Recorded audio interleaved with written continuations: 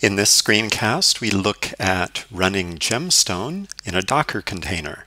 In our Macintosh environment, we're going to open a terminal and say docker pull gs342.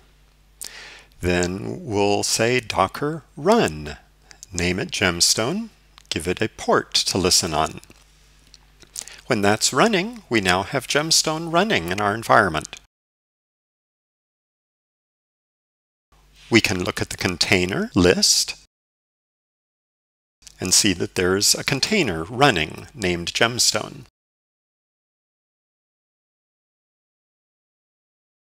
We can execute a bash command, entering into the container and executing code from within. We can see a GS list shows us our lists.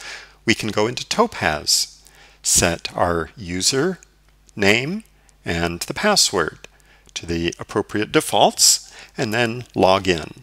With a successful login, we can execute Topaz commands like send system session or run global size. So that shows that we can get into our container and into Topaz. Next, we're going to look at Windows and launch Jade.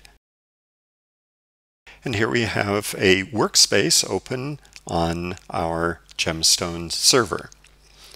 A perform on server will show us the host name, and instead of being one of my local machines, it's 43AB.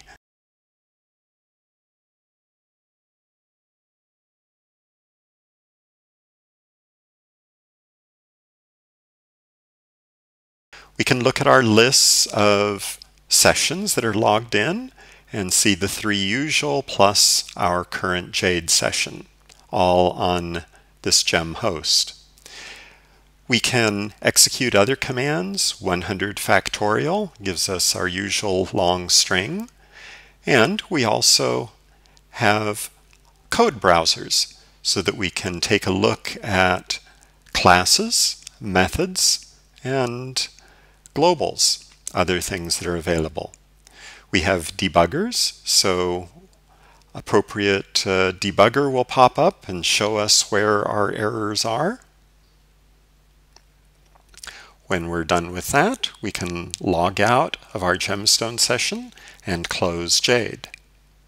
Going back to our terminal, we can stop GemStone, and then we're done running GemStone in a Docker container.